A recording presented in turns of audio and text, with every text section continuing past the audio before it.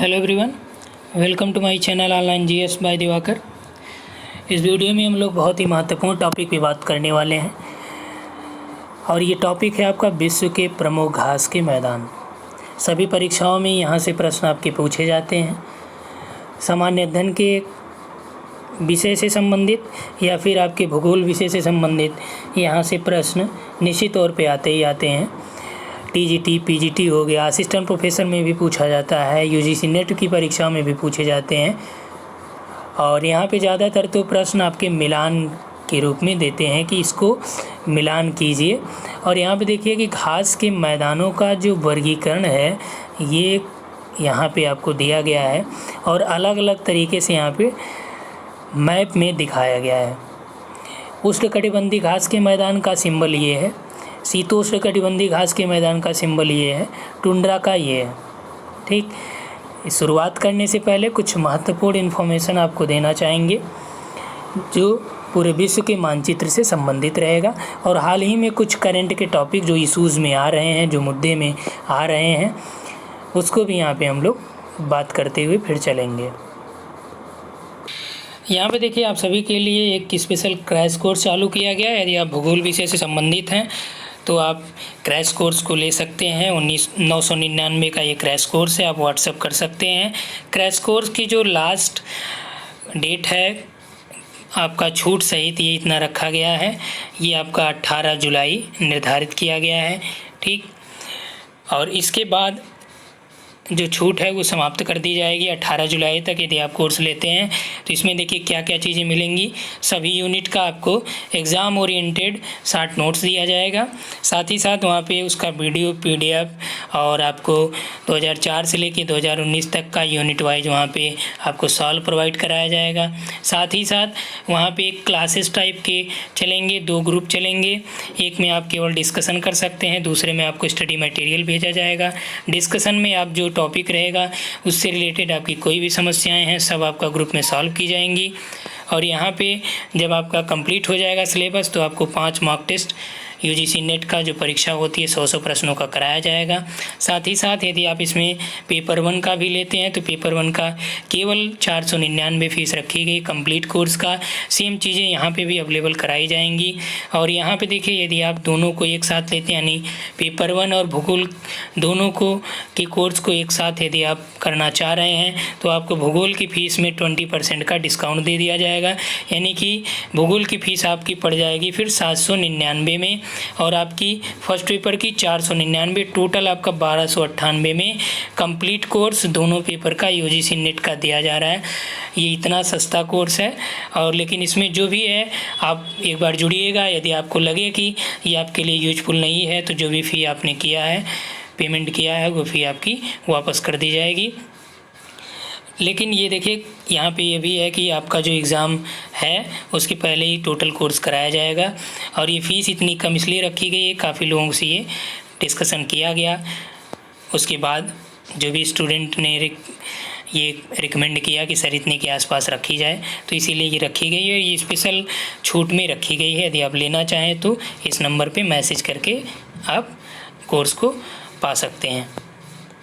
तो चलिए यहाँ से स्टार्ट करते हैं हम लोग। सबसे पहले ये देख लेते हैं कि जो महाद्वीप हैं इन सभी महाद्वीपों के बारे में। तो महाद्वीप क्या होता है कि स्थल भूखंड जो चारों तरफ से जल से घिरा हो, लेकिन ये स्थल भूखंड छोटा नहीं होता है, बड़ा होता है। ध्यान दीजिएगा, बड़ा भूभाग या बड़ा स्थल भूभाग जो चारों तरफ से जल से घिरा हो, और छोटा भूभाग जो चारों तरफ से जल से घिरा हो उसे क्या कहते हैं? द्वीप कहते हैं। बड़ा भूभाग है तो महाद्वीप हो गया। और यदि 3 ओर से जल से घिरा हो तो उसे क्या कहते हैं? प्रायद्वीप कहते हैं। जैसे यहाँ पे आपका है, जैसे ये आपका भारत का प्रायद्वीप है, तो 3 ओर से जब जल से घिरा होगा स्थलभाग उसे प्रायद्वीप कहा जाता है। महाद्वीपों के बारे में बात कर लें तो महाद्वीप आपका एक हो गया उत्तरी अमेरिका महाद्वीप यानी नॉर्थ अमेरिका, दूसरा साउथ अमेरिका, तीसरा यहाँ पे देखिए यूराल पर्वत है और टर्की के पास से यहाँ पे ये अलग हो जाता है, क्या है ये? यूरोप। ठीक, यानी यूरोप महाद्वीप। और उसके बाद यहाँ पे आपका ये पूरा समाहित करते हुए ये भी आ जाता है इसमें। ये आपका पूरा एशिया महाद्वीप है, सबसे बड़ा है क्षेत्रफल में भी और जनसंख्या में। अगला है यहाँ पे जो आपका वो है अफ्रीका महाद्वीप। कितने हुए? 1 2 3 4 5। उसके बाद आपका ये जो आता है ये ओशिनिया महाद्वीप हो जाता है। ओशिनिया को ऑस्ट्रेलिया महाद्वीप भी कहा जाता है, क्योंकि ऑस्ट्रेलिया इसका सबसे बड़ा देश है।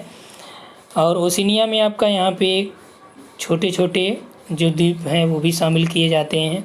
यहाँ पे आपका न्यूजीलैंड हो गया, ठीक, ये सभी इसमें शामिल किए जाते हैं, ऑस्ट्रेलिया, न्यूजीलैंड वगैरह।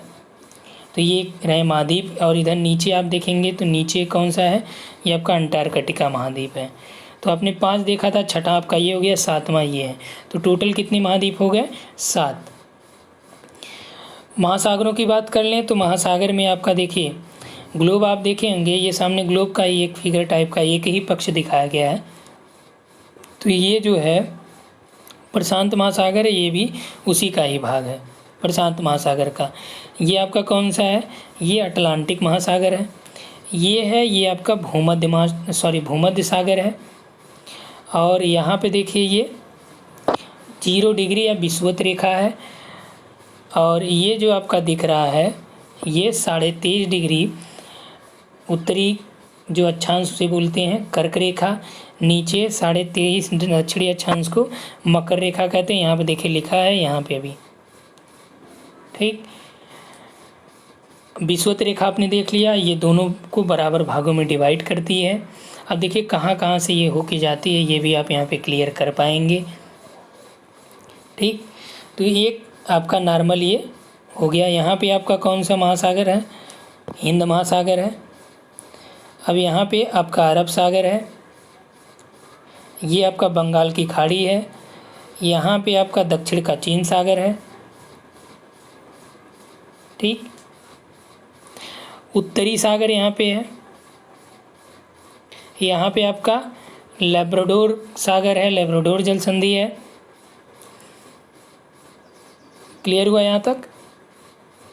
अब देखिए हम लोग बात कर रहे थे यहाँ पे घास के बारे में, घास के जो मैदान है, तो थोड़ा सा इन्फॉर्मेशन आपको एक्स्ट्रा दे दी गई है। एक और बहुत ही करंट में चल रहा है जीलैंडिया। जीलैंडिया एक यहाँ पे नया महाद्वीप की खोज की गई है और ये काफ़ी बड़ा है, क्योंकि ये पूरे समुद्र के नीचे था। 2017 में ही इस बारे में बात की गई थी, लेकिन इसकी मैपिंग अभी हाल ही में की गई है कि कहाँ तक ये है, तो इसलिए ये चर्चा में बना है। यहाँ पे आपका इस तरह से ये फैला हुआ है जीलैंडिया, ठीक। अब देखिए यहाँ पे शीतोष्ण घास के मैदान, उष्ण घास के मैदान और टुंडा प्रदेश की जो वनस्पतियाँ आप जानते हैं कुछ अक्षांशों पे पाई जाती हैं, यानी ठंडे। तो यहाँ पे जो आपका दिया गया है ये पूरा ठंडा प्रदेश की वनस्पति, उसका नाम है लाइकेन काई। उसके बाद उष्णकटिबंधीय घास के मैदान की बात कर लें तो उष्णकटिबंधीय घास के मैदान का सिंबल कहाँ पे है? यहाँ पे, ठीक। अब देखिए पुस्टाज जो है ये आपका हंगरी में होता है। शीतोष्णकटिबंधीय घास के मैदान है पुस्टाज। तो कहाँ पे घास के मैदान को पुस्टाज कहा जाता है? तो पुस्टाज हंगरी में कहा जाता है। मंगोलिया में मंचूरिया कहा जाता है शीतोष्णकटिबंधीय घास के मरुस्थल को। स्टेपीज मध्य एशिया के जो शीतोष्णकटिबंधीय घास के मरुस्थल हैं उसको स्टेपी कहा जाता है, यानी कि आपका जो रूस, साइबेरिया वगैरह में है। क्लियर? ये आपका स्टेपी हो गया।